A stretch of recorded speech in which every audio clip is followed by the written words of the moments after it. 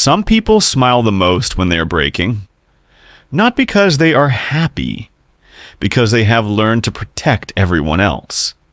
You have met this person. Maybe you are this person.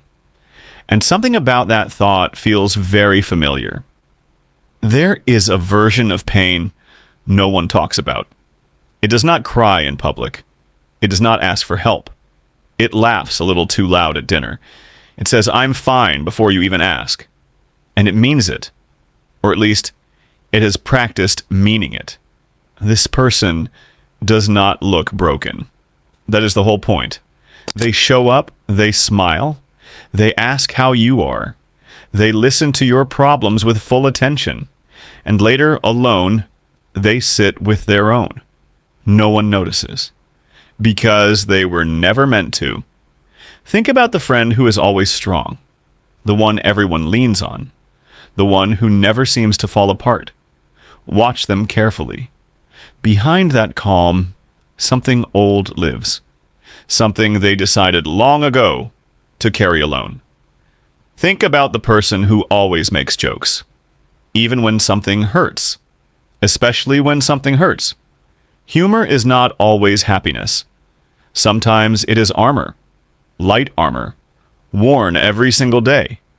Think about the one who disappears sometimes, goes quiet, pulls back, then returns with a smile and an excuse. Just been busy. All good now. Nobody questions it, because the smile looks convincing. So why do they smile? The answer goes back further than you think. It goes back to a small child who learned that their pain made others uncomfortable, who learned to be easy, to be low maintenance, to take up less emotional space. Somewhere early on, they were taught a quiet lesson. Your feelings are too much. Not in those words. Maybe in a sigh.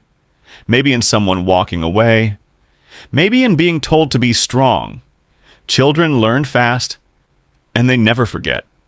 So they built something, a version of themselves that was easier to love, calmer, lighter, always okay. And they wore it so long, it started to feel like them. Here is one line worth sitting with. Some people do not hide their pain from others. They hide it from themselves.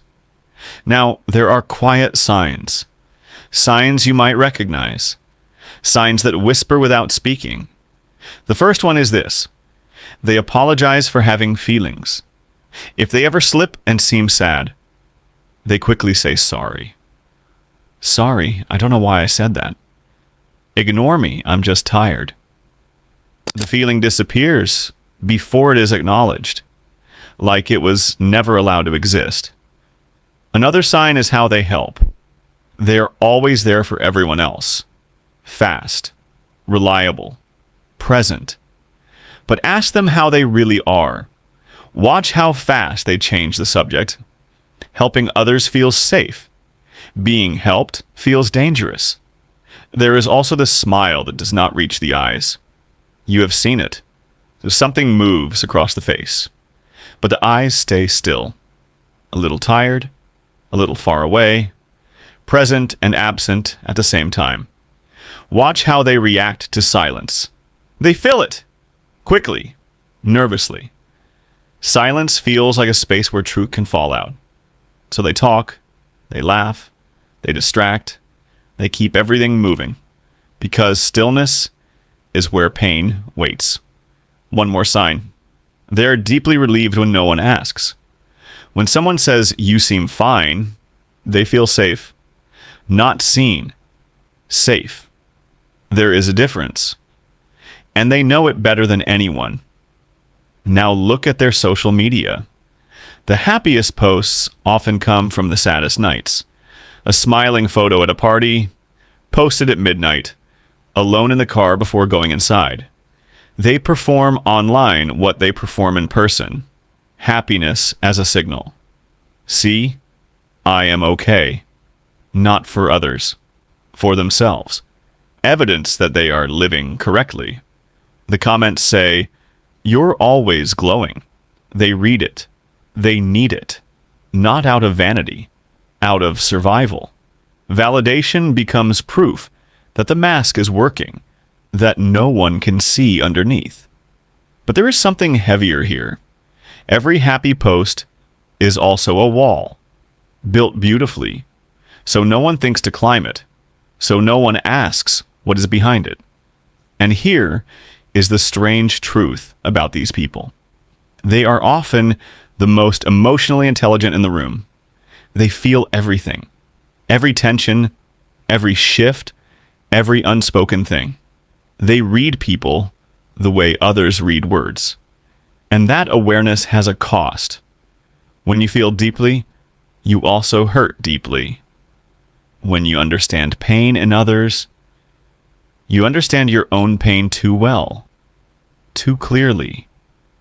So you manage it, control it, keep it somewhere quiet. Deep thinkers do this most. They analyze their own pain before they express it. They ask, is this valid? Is it worth saying? Will it burden someone? Will it change anything? And by the time they finish asking, the moment to speak has passed. So they stay silent. Not because they are weak, because they think too much, feel too much, and trust too little that it will be received. But there is a limit. Even the strongest containers break. Not loudly, not in a scene, quietly. One day the smile takes too much effort. One day a small thing happens, something ordinary, almost nothing, and suddenly everything that was held is not held anymore. It does not look like falling apart. It looks like going numb, withdrawing, sleeping too much, staring at nothing for a long time. It looks like someone finally too tired to pretend. And in that moment, they are not broken. They are honest. For the first time in a very long time. More honest than the smile ever was. The smile was never the truth. It was the offering. The thing they gave so others would stay. So they would not become a problem. So love would not leave. And maybe that is the saddest thing. That someone spent years being what others needed. And never once asked what they needed. Not because no one cared, but because they never let anyone close enough to find out. So here is the thought to sit with tonight. The people who seem the most okay are sometimes the ones carrying the most. Not because life broke them, but because they never let it show. And somewhere, right now, someone is reading this alone, recognizing themselves in every word, still not ready to say it out loud. And that is okay. This was not written to fix you. It was written so you know. You were seen. If this reached something in you, leave a word in the comments. Just one word. The one that stayed with you. Because sometimes the people who hide the most say the most in silence.